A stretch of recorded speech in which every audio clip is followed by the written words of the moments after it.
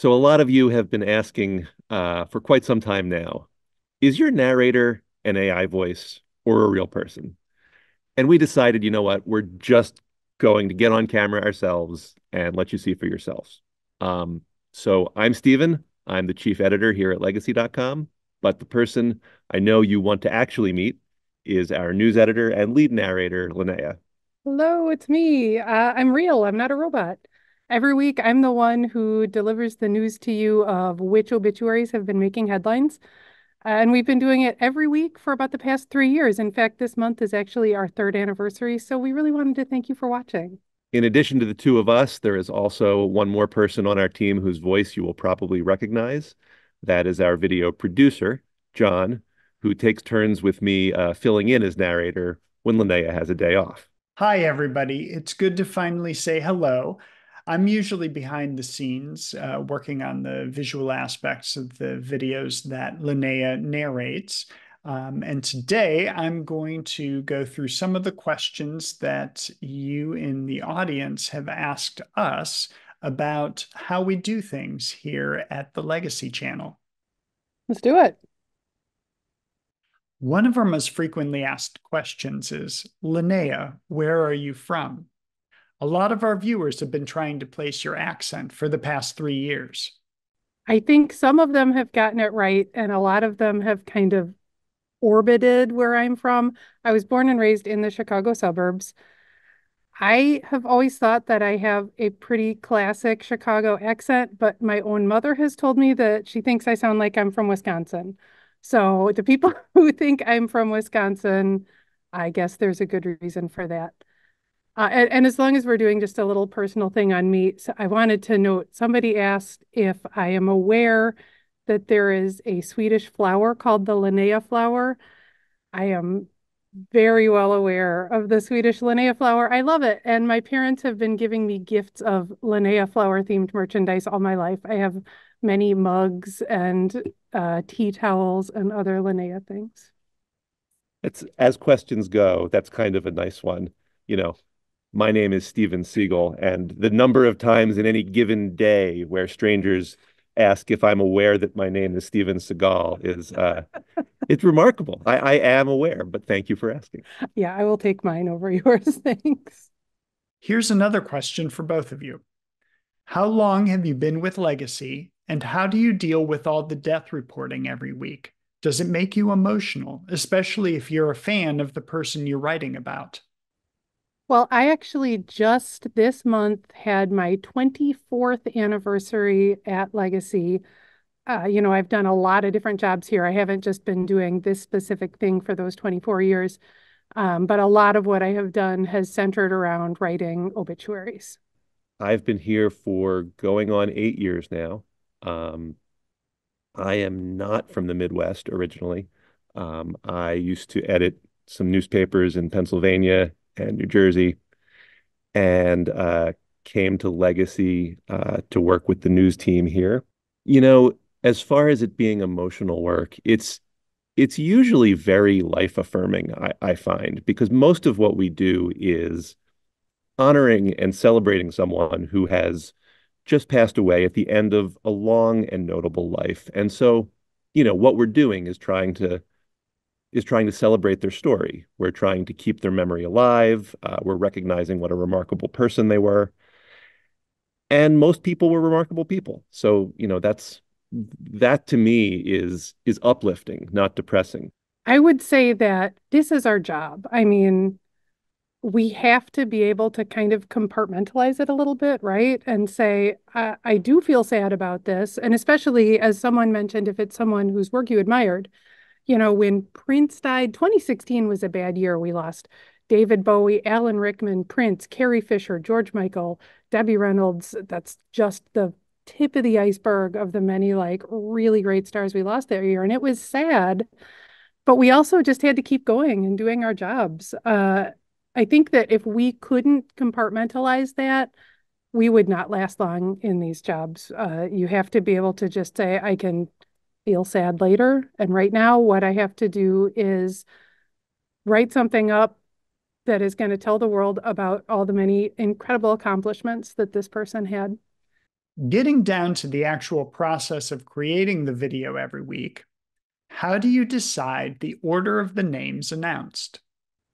Deaths are not always announced immediately after they happen, right? Sometimes we learn of a notable person's death the same day that it happens. That's kind of rare. More, I would say most often we hear about it the next day, right? Absolutely. But sometimes it's a couple days later, sometimes it's a week later, sometimes it's a couple months later. That's rare. But when someone was notable for something that happened, for instance, many years ago and Mhm. has not been in the news for decades, and they're sort of no longer a public figure in the same way that they were. So should they pass away at the end of a long life, their family may not be making a grand public announcement.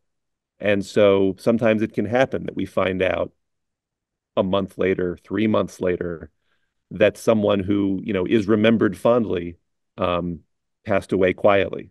I think more often if it's a few days though, it's maybe that their family just needed a few days to to grieve before they let the entire world into it. So what this is all getting around to is for the most part in our videos, we are including the people whose obituaries we published in about the order that we published them. So that's not necessarily the order of their deaths. We might sometimes put somebody right up at the beginning of the obituary that you saw on the thumbnail, that main photo for the video, so that when you get into the video, you immediately see, oh yeah, that was the person from the front page. But another thing to note here is, I think, who is in our videos in the first place, because it's not always, famous people. Sometimes we have people say, well, I've only heard of one of these people or two of these people. Why are they, why do you think they're so famous? And a lot of what it comes down to is that, we're not purporting to be covering quote unquote famous people. What we're doing is trying to tell you about people who have made headlines upon their passing. People who, have been noted either in a big national or worldwide community or in their own specific niche community, for having done something really remarkable. Um, so that includes not only the sorts of people we think of as celebrities, musicians and actors and politicians, but it includes scientists, it includes artists, it includes, um, veterans of notable wars in the past. It includes people who've, served their communities in 100 different ways, people who've started businesses whose names you've heard of, people who've started charities that you've heard of. What I like to say sometimes when people aren't sure is, maybe you haven't heard this person's name, but you are probably familiar with their most important credit. Yeah, you know what they did, even if you don't know who they are. Yeah. One viewer wanted to thank us for doing our research to get things right. They said that some of the other sites that report deaths are sometimes inaccurate. We're not here to try to break news the day it happens. No, That's not you us. are almost never going to get breaking news of a death from Legacy. Well, we might be the first place that you heard it, but we are pretty much never the first place that reported it because We're here to honor people's lives respectfully. We're here to tell the story that this is a person who was on Earth and has now passed. Um, the most important thing for us is accuracy. The next most important thing for us is respectfulness.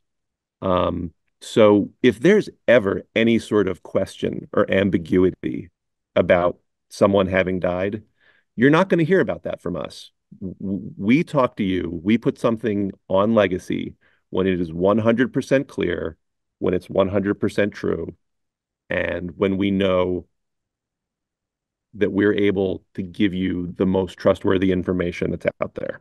in fact, it can feel kind of frustrating for us sometimes, right? When we see a lot of other news outlets are reporting a death, but we don't feel like we have a really rock solid source. That person's family or representative has not confirmed it yet. And we just have to sit there and wait Yeah. while everybody else is publishing it. There'll be a given news organization that is comfortable with saying, we heard from a confidential source that so and so has died. And we read that and we say, you know what? We're familiar with this news outlet. We don't doubt that what they're saying is probably true.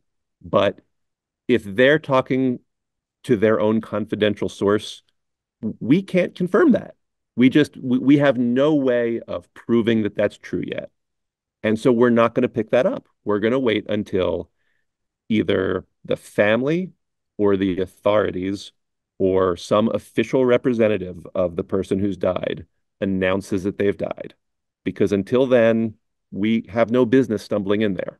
And there have been times when news organizations have made mistakes and gotten bad information that they then had to retract their news of the death that they published. And We don't want to be in that we do position. not want to be the ones that do that. Do you have research assistants? So Linnea and I are not the only two people working on the news at Legacy. We are the ones you know the most from our videos. But we do have a small team of contributing writers and editors who work with us on a daily basis to put together obituaries for the people who've died. And so we publish those obituaries first every day during the week. And then at the end of the week, we build this video and we share it with you. To be clear, though, our news team is really very small. We don't have like a big newsroom like you might imagine at a major newspaper. We've got a few of us spread out in various locations around the country. What type of resources do you use for the non-Hollywood deaths? So this really relates to what Legacy.com is beyond just this YouTube channel. We are a network of obituaries that are published online through an assortment of local partners such as community funeral homes, community newspapers, and even families directly submitting obituaries to be published through Legacy Online. Um, so over the course of a year, you're seeing millions of obituaries published from around the United States and the English speaking world onto Legacy. That's a lot of information. So on a regular basis, we tend to see some of the most interesting of those bubble up and they reach our attention. And so that's one big way we're able to find out about the sorts of people who aren't necessarily celebrities, but lived really remarkable lives.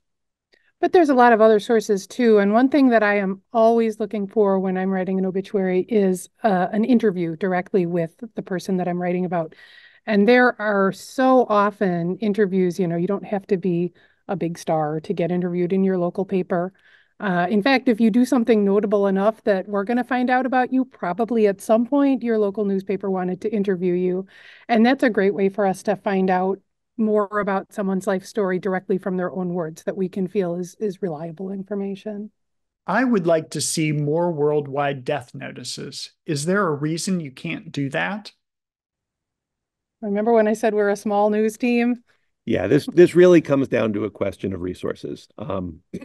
We are, realistically speaking, half a dozen journalists who are trying to tell you as much as we can every day about the people who have passed away that you've heard of, that you want to know more about. Um, we're just not equipped to cover the whole world. Well, which isn't to say that we never do cover anybody from outside of the US and Canada and the UK, various, world leaders or media celebrities, actors and musicians from other countries whose work maybe did impact, kind of the Western world, right? We would like to cover those when we can, and we often do. Absolutely. I really appreciate the birth and death anniversaries. How do you determine which ones to mention each week?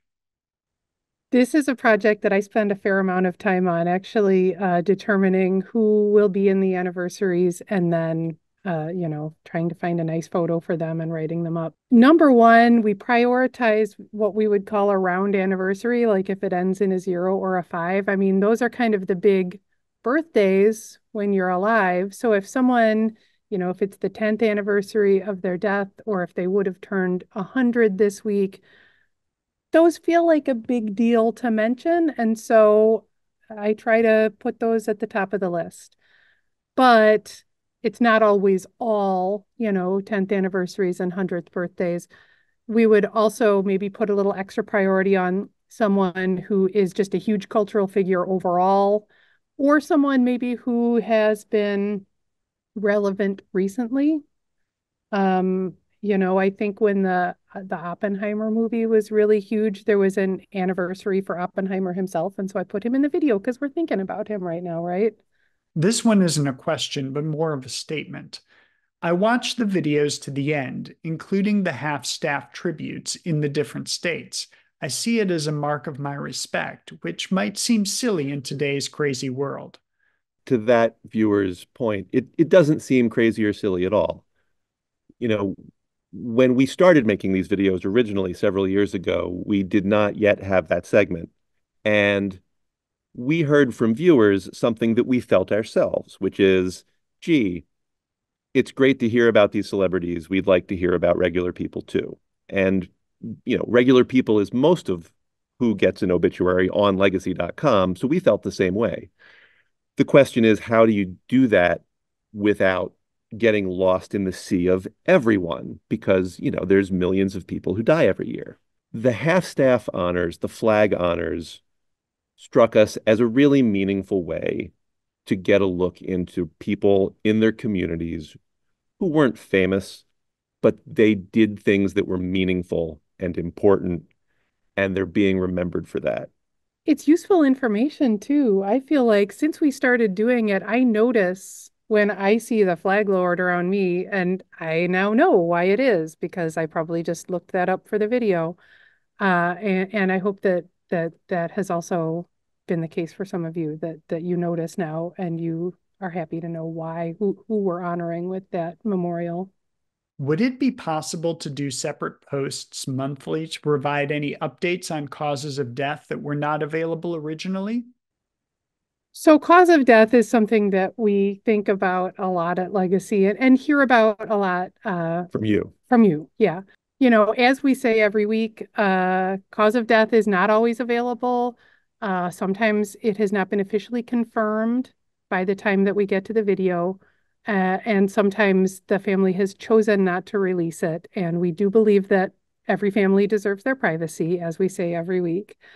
But more to the point here, cause of death isn't always revealed at all, in part because it all isn't always known at all.